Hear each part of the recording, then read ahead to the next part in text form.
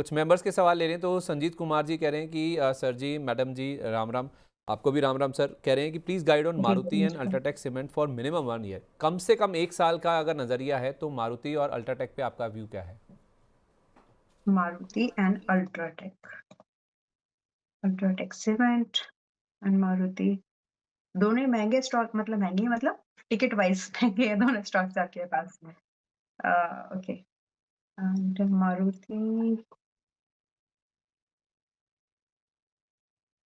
दोनों में से अल्ट्राटेक इज बेटर। अल्ट्राटेक में ज्यादा अपसाइड की पोटेंशियल एंड रिस्क जो है, इन्वॉल्व रिस्क कंपैरेटिवली लो है। सो अगर दोनों में से एक चूज करना है तो आप अल्ट्राटेक को प्रेफरेंस दे सकते हैं if you are following my view. However you have your own choice. लेकिन फिर भी अल्ट्राटेक सीमेंट में 12,450 का पहला टारगेट इजीली अचीवेबल लगता है। And hmm. देन आप इसको एक 13,200 के लिए भी हम इसको रोक होल्ड करके चल सकते हैं। स्टॉप लॉस जो है, आपको स्टॉप लॉस इसमें थोड़ा-सा डीपर देना पड़ेगा 800-900 पॉइंट का, व्हिच इज़ क्लोज टू 11,000। 11,000 का एक स्टॉप लॉस मेंटेन करके ये हम्म। भी नज़रिया रखें कि 2-4 दिन के अंदर ही अगर आपको 11,500 पर मिले, तो कुछ परसेंटेज ही सही लेकिन थोड़ा-सा एडिशन करने का जुगाड़ या फिर जो भी बोले ना, अवेलेबिलिटी रखिए अपने फंड्स की। सो दैट आपको पहले से पता है कि आपको क्या करना है अपनी ट्रेड के साथ में। ठीक है। दोनों में से अल्ट्राटेक इज़ बेटर। मारुति जो है थोड़ा-सा ओवरबॉट है, चलेगा बट इसका अभी समय नहीं है, इन माय ओपिनियन। ठीक है, मतलब मारुति और अल्ट्राटेक में से अल्ट्राटेक बेटर है फिलहाल के लिए। यहाँ पे आप आज साढ़े के लिए। तेरह हज़ार के आसपास का टारगेट लेके चल सकते हैं। अभी ये 11,800 के आसपास है। इसके अलावा राजीव कुमार जी पूछ रहे हैं मैनकाइंड फार्मा के बारे में। मैनकाइंड फार्मा पे मेरी कॉल भी थी, उसका हुआ क्या उसके बाद? Let me check please.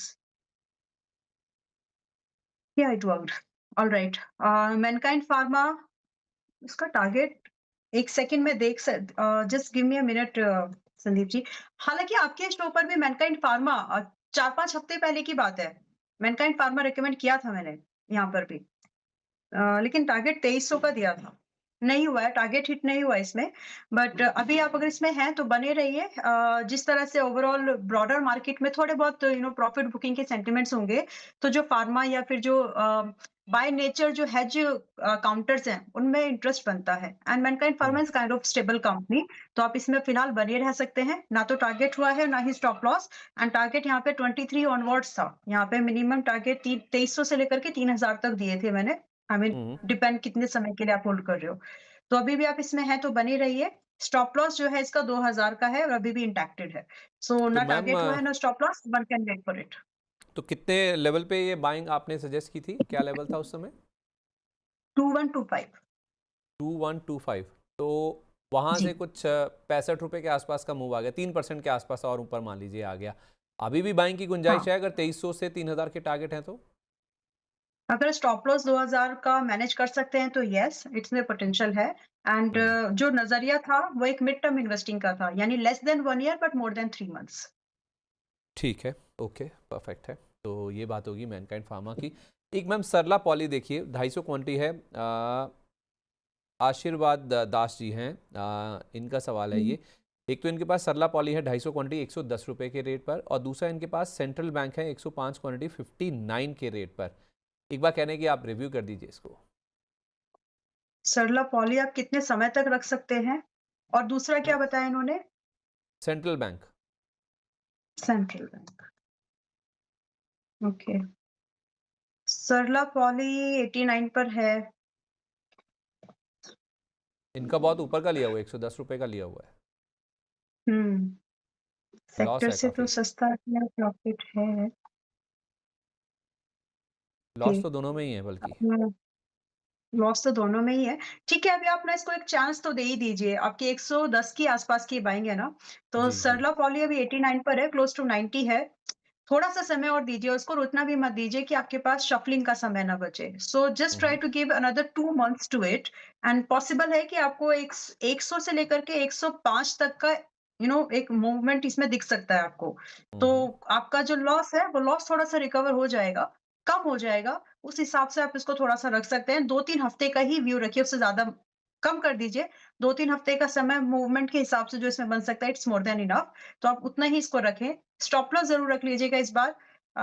एक एवरेजिंग मत करिए पहली बात, और जो स्टॉप लॉस है आप इसमें ₹80 का एक स्टॉप लॉस मेंटेन करके चल सकते हैं। So this is not something you should average, but हाँ, थोड़ा टाइम दे करके आप इसको एक एग्ज़िट प्लान मिल सकता है आपको, एग्ज़िट मिलने के चांसेस हैं। तो फिलहाल होल्ड करिए इसको। अच्छा। दूसरा आपका है सेंट्रल बैंक अभी 36 प साढ़े 36 के आसपास है। आप लोग स्टॉप लॉस कभी फॉलो नहीं, मतलब नहीं फॉलो करते हैं, आई शुड से दिस। कभी तो नहीं, कभी भी नहीं। हाँ, मतलब मैं कैसे बोलूँ ये बात? लेकिन स्टॉप लॉस को प्रायोरिटी दीजिए, क्योंकि स्टॉप लॉस फॉलो नहीं किया तो सेंटीमेंट्स आपके उस ट्रेड के प्रति, आपके इन्वेस्टमेंट के प्रति भी जो आपके सेंटीमेंट्स हैं ना, वो बदल जाते हैं। फिर क्वेश्चन मार्क आपको अपनी एनालिसिस पे आ जाता है। जबकि आप हर बार सही नहीं हो सकते, लेकिन फिर वो ना कहीं न कहीं ऐसे आता है कि यार मेरे साथ ही ऐसा क्यों होता है? But that's not the reality. आपको 10 ट्रेड है आपके पास में, 10 आपकी राय हैं, 10 आपके सिलेक्शंस हैं, उस 10 में से 10 बार आप सही नहीं हो सकते, दैट्स ट्रू। एग्ज़ैक्टली। अगर आप हुँ। मोस्ट ऑफ द टाइम भी सही हैं, तो उसको यू नो पेपर पे लाइए चीज़ों को। सेंट्रल बैंक देखिए, मैं एक ही सलाह दूँगी कि आप हैं तो बने रहिए, लेकिन अगर आपका स्टॉप लॉस आप ₹35 30 पैसे का मेंटेन करके चल सकते हैं, तो आप ज़रूर इसको मेंटेन कर लीजिए। बिकॉज़ पीएसयू बैंक्स का जो अभी ये पूरा रैली हुआ है, उसमें कुछ बैंक्स ऐसे रहे जिसमें कि एक सेंट्रल बैंक भी था। इसका पार्टिसिपेशन बहुत ही नॉमिनल रहा है, या फिर एक एक वर्ड में बोलें तो पीएसयू रैली में सेंट्रल बैंक का कोई खास कंट्रीब्यूशन नहीं रहा। तो इस स्टॉक का चलना बाकी है, बट इसकी चाल जो भी है फिलहाल ₹35 40 पैसे से नीचे नहीं रखना चाहिए, दैट्स द ओपिनियन। उसके हुँ, साथ हुँ। आप इसको रख सकते हैं। Try to keep just time, averaging भी मत करो, ट्रेलिंग के साथ ही बस आप इसको रख सकते हैं फिलहाल। ठीक है, ओके। कुछ प्राइम मेंबर्स और हैं जिनके सवाल हम तक पहुंच रहे हैं, उसमें एक रवनीत जी हैं। रवनीत जी, रणवीत जी, माफ़ कीजिए, इनका नाम गलत हाँ, मैंने पढ़ लिया। ये कह रहे हैं कि मेरे पास 100 शेयर हैं जिंदल स्टील के ₹990 के रेट पर, और आईसीआईसीआई बैंक भी इनके जी। पास ₹1390 के प्राइस का। इनको व्यू शॉर्ट टर्म का ही है। दोनों स्टॉक्स पर आपका शॉर्ट टर्म का व्यू दीजिए। 1390 आईसीआईसीआई बैंक का प्राइस, जिंदल स्टील ₹990 का। तो ठीक है, इस बीच में मिधानी है, मिधानी को हम लोग एक ट्रेड बनेगा उसमें, उसके बारे में बात करेंगे। बट फिलहाल हम्म। हम जिंदल स्टील को देख लेते हैं, वरना मिधानी वाला वो ट्रेड एक मोमेंटम है, वो मिस हो सकता पहले आप है। मैदानी बता दीजिए, जो जो ट्रेड है आपके मन में। ऑलराइट, क्योंकि देखते-देखते वो 10 आया, फिर 8 से 10 चला गया है। So it is at 351 as of now, and very likely कि ये आपको 375 से लेकर के 415 के भाव दिखा सकता है शॉर्ट टर्म ट्रेडिंग के लिए। तो अगर हम्म। कुछ लोगों को, जैसे मैंने कुछ पोज़ीशंस पे एग्ज़िट बोला है, हाउएवर ये ना मेरे पोर्टफोलियो में है, हमारे मेंबर्स के पास पोर्टफोलियो में कभी रिकमेंडेशन पे गया हो तो गया हो, but I am not hmm. Holding it. But अगर आप शफलिंग कर रहे हो, तो आपको कुछ ऐसे काउंटर्स मिल जाएँगे इन बिटवीन द डिस्कशन, जहाँ पर आप अपनी एक exit plan, I mean think, अगर आपको लगे कि वो अच्छा लग रहा है स्टॉक, तो मिधानी समथिंग जो कि आज हम बेट लगा सकते हैं, देख सकते हैं उसको 351 पर। हम्म। 375 से 415 का वेरी ईज़ी अचीवेबल टारगेट मुझे दिखता है। स्टॉप लॉस इंट्राडे लो रखिए ताकि ये बड़ा नुकसान होने से बच सके। ₹315 का stop loss is more than enough, जिसके साथ हम इसको होल्ड कर सकते हैं। नाउ मिधानी 415 के बाद भी मजबूती में बना रह सकता है। सो if you want second target के बाद फर्स्ट टारगेट पर, व्हिच इज़ जो मैंने बताया 375, उस पर ट्रेल करके आप इसमें 440 का भी वेट कर सकते हैं। तो ये थोड़ा-सा लाइकली है कि अपनी रैली को कंटिन्यू करे। 1-2% का इसमें अपसाइड डाउन, 3% तक के अपसाइड डाउन प्राइस में इसमें ईज़िली होंगे, तो आप उसके लिए प्रिपेयर्ड पहले से रहिए। ठीक है, अ, परफेक्ट है। और जी, इसमें जो दूसरा स्टॉक आप बता रहे हैं जिंदल स्टील, देखिए आपने जो इसके साथ जो शॉर्ट टर्म लगा दिया है ना, तो ये जस्टिफाई नहीं कर पाएगा आपके डिसीजन को। तो अगर आपके पास समय नहीं है इसको देने के लिए, निकल जाइए। व्हाई? बिकॉज़ जनरली होता क्या है, जिंदल स्टील की जो हिस्ट्री कहती है कि 200 दिन के मूविंग एवरेज के आस-पास ये बहुत ज़्यादा दिन तक नीचे ट्रेड नहीं कर पाता। मुश्किल से 3 महीने, 6 महीने। और अभी ये 200 दिन के मूविंग एवरेजेस के पास में ही है, व्हिच इज़ एट 990 ना 990 के पास में। और हो सकता है कि अगले 6 महीने ये स्टॉक आपको ₹900 से लेकर के 1050 के आस-पास ही दिखे। तो अगर आपका टर्म ही नहीं दे सकते, अगर उसको ड्यूरेशन टाइम नहीं दे सकते, तो बेटर है you look for something else. ये आपके ये काउंटर आपके लायक नहीं है। आप कोई दूसरा एक ऐसा स्टॉक देखिए जहाँ पर शॉर्ट टर्म में कुछ मोमेंटम बन रहा हो।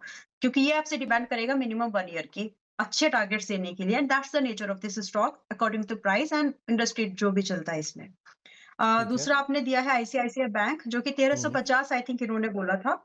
इसमें तेरह आपका सौ नब्बे ट्रेलिंग पे। Stop loss 1390। 1390, इनका ओके, प्राइस 1390 है। 1390। तो आप जी। इन्वेस्टिंग का तो मूड है ही नहीं आपका, इन्वेस्टिंग का विचार नहीं है। तो आप एक स्टॉप लॉस देके आप चाहे तो ट्रेड कर सकते हैं। दैट्स द ट्रेड के लिए स्टॉप लॉस है 1320। 1320 का स्टॉप लॉस रख के आप इसको चाहे तो बैठ सकते हैं।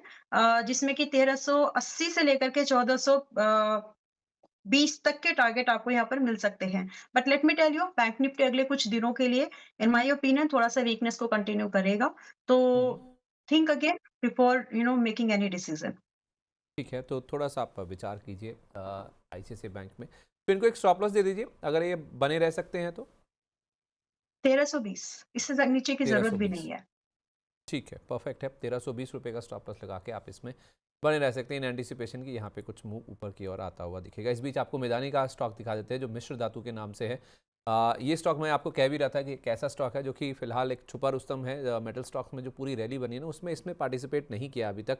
इसमें जो मूव है ना 375 415 रुपये तक जा सकता है, तो इसको 351 के आसपास खरीदे 315 रुपये का स्टॉप लॉस लगाकर। ये रेड में इसलिए लिखा हुआ है क्योंकि इसको आपको ध्यान से फॉलो करना है ताकि आपको टारगेट 375 और 415 रुपये तक के मिल जाएं। कुछ और मेंबर्स हैं हमारे जिनके सवाल हम तक पहुंच रहे हैं, उसमें एक राजीव कुमार जी का सवाल है। राजीव कुमार जी कह रहे हैं कि मुझे ट्रांसरेल लाइटिंग के बारे में जानना है। 594 रुपये का लिया हुआ है 594 पर।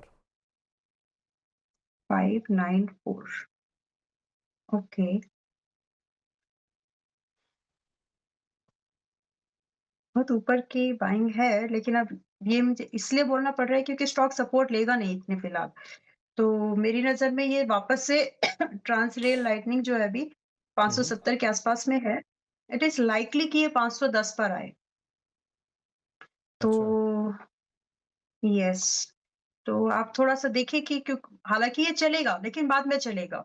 तो it's not like high momentum stock नहीं है फिलहाल ये। मतलब इसमें अगले कुछ दिनों के लिए अपसाइड का मूवमेंट तुरंत बने वैसा नहीं लग रहा है। It will take your time. So if you can devote some time to it, likely है कि ये 770 तक 750-70 तक निकल जाए। बट अभी फिलहाल के लिए एज़ ऑफ नाउ ये थोड़ा-सा वीक है और रहेगा कुछ दिनों के लिए। तो हम्म, 510 की तैयारी में आप रह सकते हैं अगर एडिशन कर पाएँ तो। अदरवाइज़ जैसा है वैसा रहने दें और एक स्टॉप लॉस रखें दिमाग में सिस्टम पर 480 का, उसके साथ चाहे तो होल्ड कर सकते हैं। बट थोड़ा-सा वीकनेस को कंटिन्यू करेगा फॉर कपल ऑफ डेज़। उसके बाद ही इसमें कुछ नया मोमेंटम बनेगा। एंड उसका जो रीज़न बन रहा है, क्यों ऐसा हो सकता है? क्योंकि जो ज़्यादातर एक अच्छी अपसाइड की मूवमेंट जो आईपीओ के बाद में आई थी, मुझे याद है कि ये एक एक थोड़ा-सा एक्सपेंसिव ही था ये आईपीओ उस समय पर भी। एंड अभी भी जो इसमें प्राइस है, ये पिछले इसी साल की लिस्टिंग है शायद दिसंबर, मतलब साल हम्म, भर ही हुआ है। तो उसी हम्म। प्राइस के आस-पास में है। तो थोड़ा-सा आप उस वैल्यूएशन के पार्ट पर जब बैक जाएँगे वापस से, तो आपको समझ में आएगा कि एक्सपेंसिव था। तो इसीलिए थोड़ा बहुत 510 तक आ सकता है। 480 का स्टॉप लॉस लगा करके मेंटेन करिए। ऐड कर सकते हैं 510 पर तो करें, otherwise as it is wait कर लीजिए। 700 से 800 रुपए के भाव आ सकते हैं, लेकिन समय लगेगा, 3-4 क्वार्टर का समय लग सकता है। 480 तो बहुत डीप हो गया मैम स्टॉप लॉस की। जहाँ तक बात है, अगर 480 तक जाना ही है या वहाँ तक स्टॉप लॉस लगाना है इनको, 594 की खरीद है, फिर तो भारी नुकसान हो जाएगा इनको।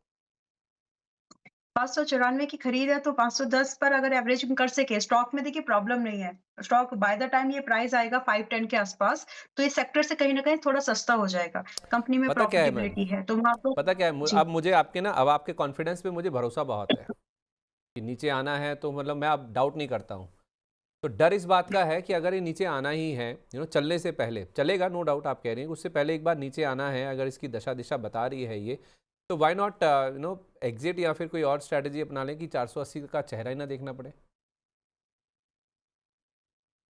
स्टॉक अच्छा है, मतलब इट डिपेंड्स, देखिए उनको नज़रिया बड़ा है, ये रखना चाहते हैं इस स्टॉक को। तो इट्स हिज़ कॉल, या फिर जो भी सामने है उनकी कॉल है। अगर वो चाहें तो इसको रख सकते हैं, लेकिन सिचुएशन ये है। मतलब ऐसा नहीं है कि यहीं से घूमेगा, मुश्किल है। तो आप, आपके फंड्स कैसे हैं? आपके पास कितना स्पेयर पैसा है या नहीं है? रिस्क एपेटाइट क्या है आपका? किसी बिज़नेस में हो, ऑल दीज़ कंडीशंस अगर आपके साथ में है कि हाँ, मैं रख सकता हूँ इस स्टॉक को, तो रख लीजिए 510 के आसपास एवरेज करिएगा। लेकिन अगर नहीं, अब आपका डिसीज़न है यहाँ पर कि आपके पास कितना पर्सनल लेवल पर ये डिसीज़न मेकिंग आती है। बट मेरा व्यू हम्म, यही है इस पर। ठीक है, okay, no doubt ma'am, fair enough. एक और नए मेंबर हैं हमारे, अरुण यादव जी। ये कह रहे हैं कि गोकुलदास बता दो सर, 772 पे लिया हुआ है, अभी क्या करूं? गोकुलदास, बहुत दिन के बाद आई ये कंपनी सामने। अम, 772 की खरीदें इनकी। हाँ जी, गोकुलदास एक्सपोर्ट 772। हुँ। स्टॉक अभी थोड़ा-सा और गिरेगा संदीप जी। मतलब 772 की 10% आपकी बाइंग से 10% का टोटल हो सकता है कि आपको डिप देखना पड़े नेट टू नेट। ये 725 की तैयारी में लग रहा है मुझे तो 725 715 की। वहाँ से डेफिनिटली इसमें एक अपसाइड की मूवमेंट कंटिन्यू होगी और क्योंकि जो एक्सपोर्ट ओरिएंटेड कंपनीज़ हैं, जिनके नाम पे एक्सपोर्ट लगा भी है और टेक्सटाइल वाली कंपनी जो स्पेसिफिकली एक्सपोर्ट पर जो ज़्यादा डिपेंडेंट है, तो उनके हम्म। हाल थोड़े बुरे ही थे और वो हाल लग नहीं रहा है, मैं ये भी एक बार क्लैरिटी देना चाहती हूँ, वो हाल लग भी नहीं रहे हैं कि हाल-फिलहाल वो बहुत ज़्यादा रिवाइवल या फिर पूरा का पूरा रिबाउंड आपको दे। So if you want something कि आपको स्विच करना है और आपको अगले 6 महीने से ज़्यादा होल्ड नहीं करना है, so I think hmm. This is something you should exit as of now. Why? क्योंकि अगर मैं पूरे ट्रेड पैक्ट बहुत मैटर करेगा यहाँ पर और जैसे ही हमने स्टार्टिंग में बात बोली कि बहुत बड़ा सवाल खड़ा है कि वो ट्रेड पैक्ट पॉजिटिव होगा कि नेगेटिव होगा। और ऐसी कंपनीज़ जो कि बहुत ज़्यादा डिपेंडेंट है एक्सपोर्ट मार्केट को लेकर के स्पेसिफिकली टेक्सटाइल वगैरह में, तो उनके लिए मुश्किलें और बढ़ेंगी। तो फिलहाल के हम्म। लिए if you want you can plan an exit 700 सा इकहत 61 के आसपास में है। फिलहाल के लिए एक्सिट लीजिए। कहीं अगर ये दोबारा कुछ होता है, तो हो सकता है कि आपको 600 पर दोबारा ये मिल जाए। तो फिलहाल it's an simple exit without बहुत ज़्यादा टेंशन लेकर के एक्सिट मत लीजिए, ज़्यादा महँगी बाइंग है नहीं आपकी। तो आप फिलहाल के लिए एग्ज़िट प्लान कर सकते हैं। तो मैंने आपको मतलब क्या हो सकता है मैक्रो फैक्टर के बेस पर उसको कंसीडर करके ये एग्ज़िट है। जी, मतलब 11-12 रुपए का इनको लॉस है, वो लेकर ये एग्जिट कर जाएं। यस फिलहाल के लिए। ठीक है, फेयर इनफ। तो दोबारा बाद में एंटर करें, कहीं मौका है, या फिर अवॉइड करें पूरी तरह इसको? नहीं, नहीं अवॉइड करने की ज़रूरत नहीं है। सेम हम्म। चीज़ अगर बेटर प्राइस पर मिले तो ट्राई कर सकते हैं which is at 600 close to. तो अभी हम्म। 760 और 600 इन दोनों में डिफरेंस है और सेक्टर ठीक है। ऐसा है, इंडस्ट्री ऐसी है कि जहाँ पर आप रिस्क नहीं ले सकते। हम्म। ठीक है, 600 रुपये के आसपास यही शेयर काफ़ी अच्छा लगेगा। कंपनी वही है, लेकिन 760 पे नहीं, 761 पे नहीं, 600 रुपये के आसपास मिले तो वहाँ पे आप ज़रूर खरीदारी करें। साक्षी पाल जी कह रही हैं कि sir, JSW infra versus Suzlon, comparison तो लाइक टू लाइक नहीं है हुँ। हालांकि। आ, एक साल की for fresh entry with 1 year view, तो एक साल की एंट्री के लिहाज से इनको दो स्टॉक्स इन्होंने चूज़ किए हैं। अब इनमें से पूछ रहे हैं कि आप बताइए आपका रिकमेंडेशन क्या है और किस लेवल पर उसे बाय करूं और कौन सा वाला, JSW infra versus Suzlon. Just आप मुझे थोड़ा-सा समय देंगे? तो इन दोनों का दोनों ही इंडस्ट्री अलग है। एक पोर्ट पर जा रही है और आपका एक एनर्जी बहुत ही निश प्रोडक्ट बिज़नेसेज़ है दोनों। दोनों ही इंडस्ट्रीज़ ऐसी है जिसमें बड़े एंट्री बैरियर्स भी हैं और बहुत हम्म। ज़्यादा प्लेयर्स नहीं है, राइट? तो इंडस्ट्री को समझते हुए I will go with JSW infra जो कि 281 पर है एंड यहाँ से अगले साल करंट प्राइस पर ले सकते हैं, 281 के पास में है। यहाँ से ₹320 से लेकर के साल भर का नज़रिया अगर मेरी एनालिसिस के हिसाब से देखें तो 380 तक ये जाना चाहिए। रही बात स्टॉप लॉस हमें यहाँ पर मेंटेन करके चलना है 250 का। तो ₹30 का स्टॉप लॉस है आपका एंड कंपैरेटिवली एक वेरी फेवरेबल रिस्क रिवॉर्ड आपको मिलने के यहाँ पर चांसेस है। हम्म। रही बात सुज़लॉन, तो सुज़लॉन अभी 52-53 के आसपास इस रेंज में ही चल रहा है। 47 पर आए तो तब बाय करेंगे, लेकिन JSW infra is good to buy at current price also. मतलब यहीं ले लें 281 के आसपास। ऊपर में आप कह रहे हैं कि यस। 380 तक चला जाएगा और ये सुजलॉन को 47 तक वेट कर ले, वहां पे खरीदें जाके। हाँ जी, और जेएसडब्ल्यू इंफ्रा में पहला टारगेट का जो पड़ाव है आपका 320 है। 320 के बाद ट्रेलिंग करें, 380 का वेट करें क्योंकि साल भर का नज़रिया है। ठीक है, ओके, परफेक्ट है। एक सवाल और हुँ, ले रहा हूँ, फिर मैं बजिंग स्टॉक्स की तरफ चलूंगा। बजाज फाइनेंस को लेकर जी, विशाल सिंह जी का सवाल आया है, कह रहे हैं कि क्या अभी इस स्टॉक को बाय कर सकते हैं? बजाज फाइनेंस 990 नहीं, अभी नहीं। आपको वेट करना पड़ेगा इसके करना चाहिए लगभग आपको इस स्टॉक के लिए वेट का समय है 930 920 तो इस रेंज के 925 के आसपास में आप इसमें बाइंग रिकंसिडरेशन में ला सकते हैं, बट नॉट नाउ अभी एक्सपेंसिव है। टेक्निकल प्राइस पर भी देखेंगे तो आपको महँगा लगेगा एंड बहुत ज़्यादा स्टॉक्स जो चल गए हैं तो उसमें आपको जब जहाँ पर आप एंट्री बना रहे हो, तो टेक्निकल्स भी देखो, फंडामेंटल्स का एक मल्टीप्लिकेशन तो ज़रूरी देख लीजिए। तो सेक्टर से भी अब ये लगभग 1.5 गुना एक्सपेंसिव है। तो डेफ़िनेटली ऐसी जगह पर एक प्रॉफिट बुकिंग एक्सपीरियंस होती है एंड उसमें ही फ्रेश जो एंट्री आपको बनाना चाहिए, अगले अगली रैली के कंसीडर करते हुए, अगर स्टॉक में दम है तो आप तब बनाएँ। तो अभी फिलहाल 920-930 का वेट करना चाहिए।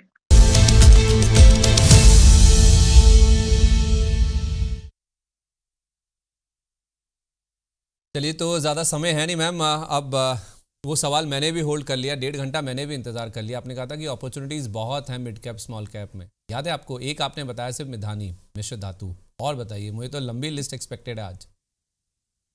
लंबी लिस्ट तो नहीं है क्योंकि स्टॉक्स अभी चलने शुरू हो गए हैं संदीप जी, बट स्टिल अच्छा, वीएसटी इंडिया अभी 258 के पास में है and we can VST consider it for industries, the वो सिगरेट वाला?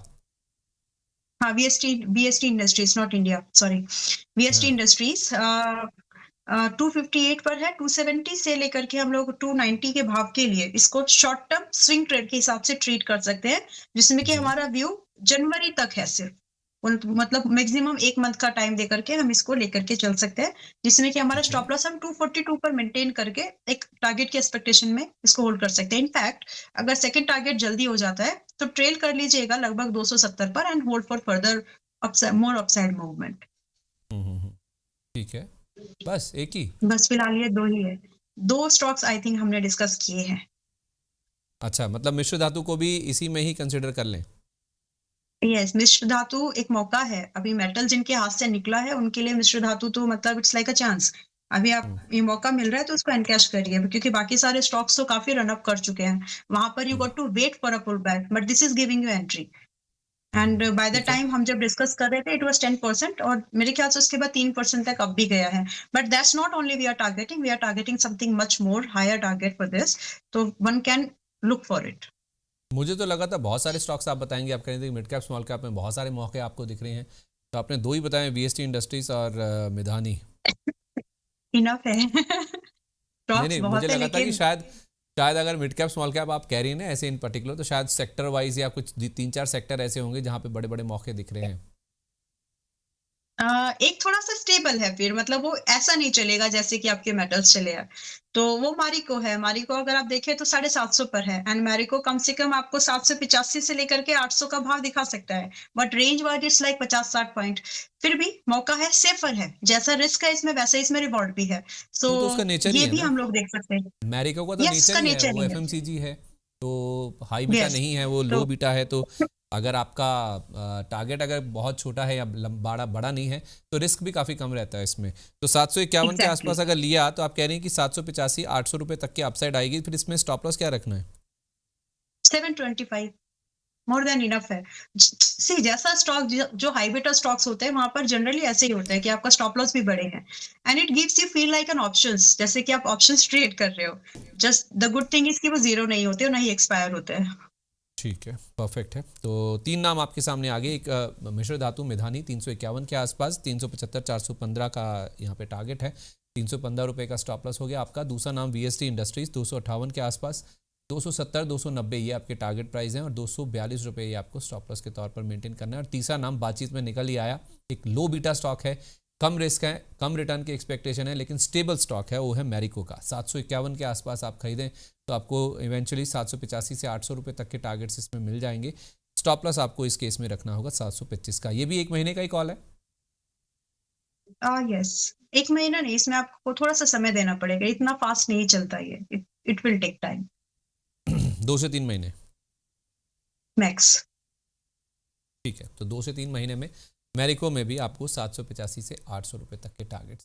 प्रतिभूति बाजार में निवेश बाजार जोखिमों के अधीन है। निवेश करने से पहले सभी संबंधित दस्तावेजों को ध्यान से पढ़ें।